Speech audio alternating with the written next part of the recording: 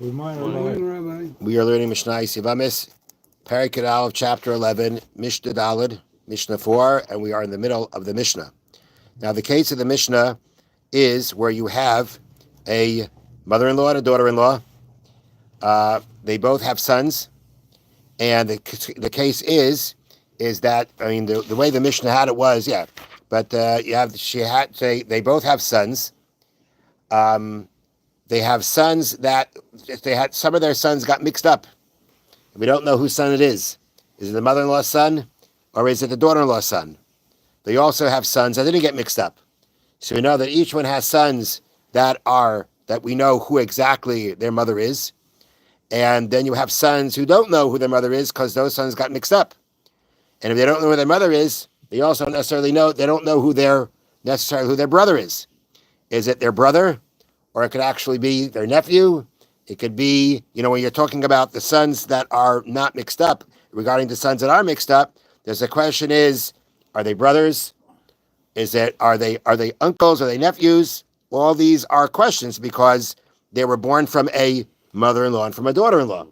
And therefore, all these, when these children get mixed up, the relationship between the known children, the children who know who their mother are, we call them the known brothers, and the ones who are suffer, who we got mixed up, we don't know who their mother is, that now creates this doubt what exactly the relationship between them is, which of course has ramifications for Yibam. So yesterday the case was where those sons that were doubtful, they were the ones who got married and died without children. And the question was, what do the remaining sons, how do they deal with these women regarding Yibam? Today's case is the other way around. And that's where we start reading. Mesu kasherim. The kosher ones, which doesn't mean kosher and the other ones aren't kosher, but it means the ones that we know certainly that are certainly the sons that we have no question about. So here the case is where those sons that we know who their mother is, they didn't get mixed up. They got married and they died without children.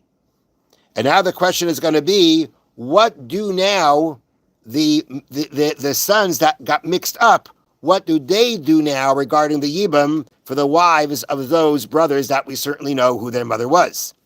So Meisu Aksherim, in a case where the definite sons, they were the ones who married and died childless. And now the brothers left to deal with Yibam are the mixed up ones. So we say like this, B'nei Ataroivis, the mixed up sons, that's what it means here, B'nei Ataroivis. The mixed up sons, what they have to do is the following. Livnei HaZakena literally means for the sons of the Zakena, but it doesn't mean for the sons, it means for the wives of the sons of the Zakena. Meaning we know which ones died, right? In this case, we know who died. We know we know how to identify the ones that died, we know exactly how to identify them. The question is, the sons who now need to with Yibam are the ones we don't know how to identify. So therefore the Mishnah says, V'nei Ataroives, the ones that got mixed up, Livnei HaZakena, regarding the widow of the sons of the mother-in-law, what do? Chol Tzimmeloi Miyabmin. They now, those mixed up sons, go to the wife, to the widow of the son who was certain, whether it be one, whether it be two, whatever it may be.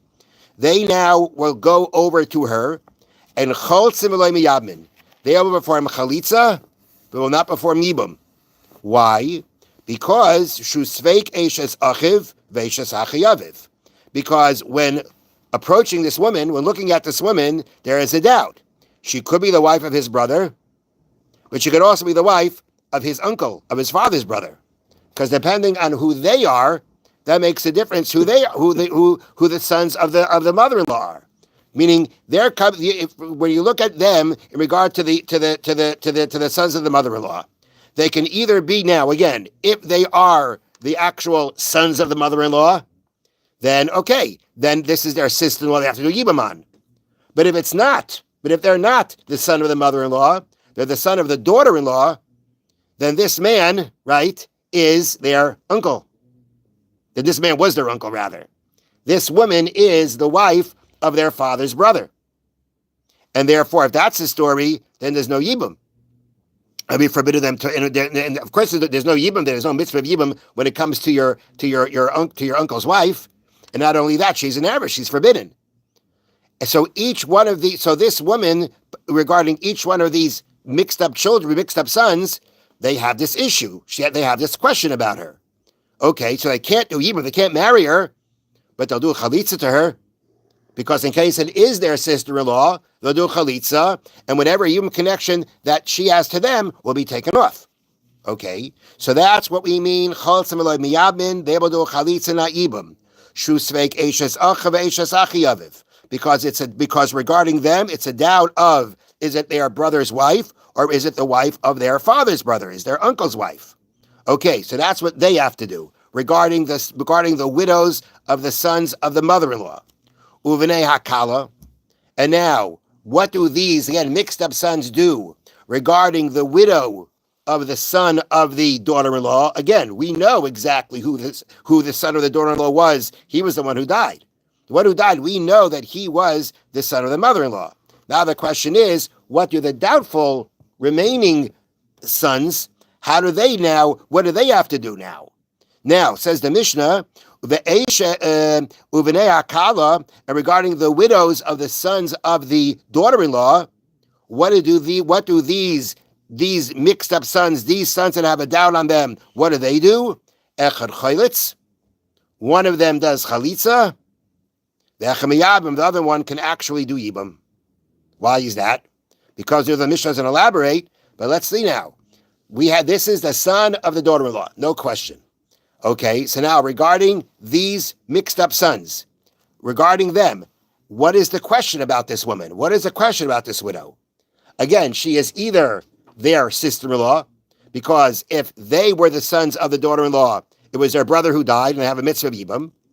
And if, let's say, they are the sons of the mother-in-law, that means there was no mitzvah of yibam, but there's no prohibition to marry, because of the fact that it's a niece. It's the wife of your nephew. That's not an erva. The problem is we don't know which one is which. And therefore, as the Mishnah says, echad chaylitz, one has to first do chalitza. You got to start with a chalitza, because you have to start off with the fact that you got to make sure that regarding this man, there's no yibam connection. Because if, let's say, he has a mitzvah of yibam on this woman, right? Then the other man, if there is, let's slow down. If let's say it comes out that this is regarding one of these mixed up sons. If, let's say, regarding him, she is his sister-in-law, right? Okay, she's his sister-in-law, then it's good. But let's say she's not his sister-in-law, right? It's the other one's sister-in-law, right? Because he's really the son of the mother-in-law. He's not the son of the daughter-in-law. So let's say this woman, he's really the son of the mother-in-law, then he can't marry this woman, because this woman, without chalitza, with this woman, there's a question. Maybe she's the sister-in-law of the other mixed-up son, and she has a yibam bond to him, and you can't marry a woman who has a yibam bond to another man. So therefore, but at the same time, he can't do yibam because he doesn't know exactly, but because he can't do yibam because he doesn't know. Is he the brother, or is he the nephew? So therefore, what he's going to do is he's going to do chalitza. And in case he was the brother, there's no yibam bond to him. He's done. That yibam bond to him is done. The other one now, who's left?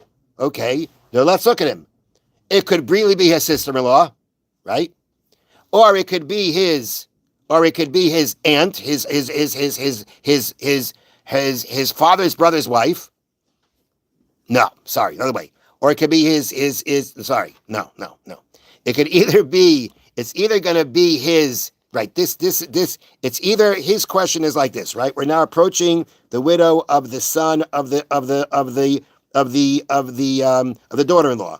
So either it's his sister-in-law, either this was his brother, or this was his nephew. And a nephew's wife are allowed to marry. So as long as there is no yibum connection to somebody else, then he's good to go.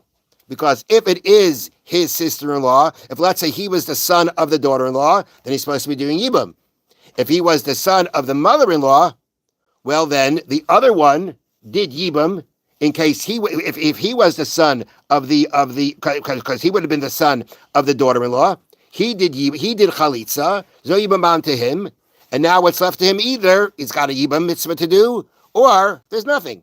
There's no yibam bond to anybody else, and there's no prohibition of an erva because she would be then the wife of his nephew, and there's no erva involved in that. So therefore, in this case, we say that the Bnei Hakala, regarding the widow of the son of the daughter-in-law, one can do chalitza and one can do yibam. You do a chalitza to make sure if she's your sister-in-law, there's no yibam bond, and then the other one is going to be able to marry her either because it is his sister-in-law or because it is his nephew's wife, which is not a problem as long as there's no yibam connection to her for somebody else. No problem marrying her. Okay. Sorry for the little bit of confusion there. Okay. All right. Now, getting back to the situation of the Chofetz Chaim where a person saw somebody else do something wrong, and the question was, and you know that he hasn't repented, he hasn't made up for what was wrong, can you tell others about it? So, Prata Chamishi, there were a number of conditions that had to be met, and he's now going to get back to the fifth condition. Shekasabnu le'el that we wrote above, she'ichavnu te'eles hu kamosh nevar. We said before, the person has to have intention for a constructive purpose. It has to be purposeful. What does that mean? The hainu. Of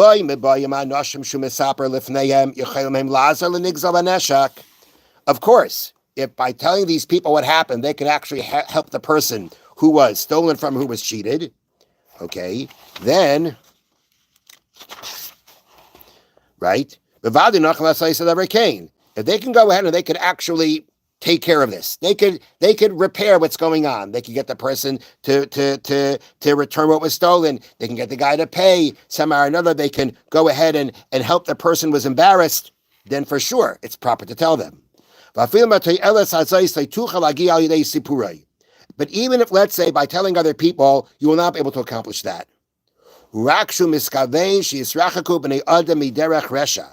Just that his intention is that people should steer away from doing these kinds of evil things. You know, when people hear that others put down people who cheat, right, that will stop them from cheating. Maybe the sinner himself will then do tshuva, the yisak and masav, and correct his ways. When he hears that people, deride him for that, they put people down for doing that. That too would be considered not because of the lashon hara, and be considered for a purpose. Being that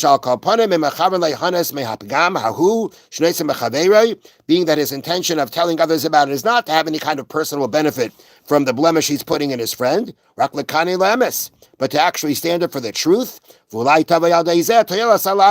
And perhaps something constructive will come out of it in the future. So if that's your intention, that would make it that it's not lashon hara what you're saying. Be considered the toyelas. It'd be allowed to do it. Have a wonderful day. Thank you, Rabbi. Thank you, Rabbi.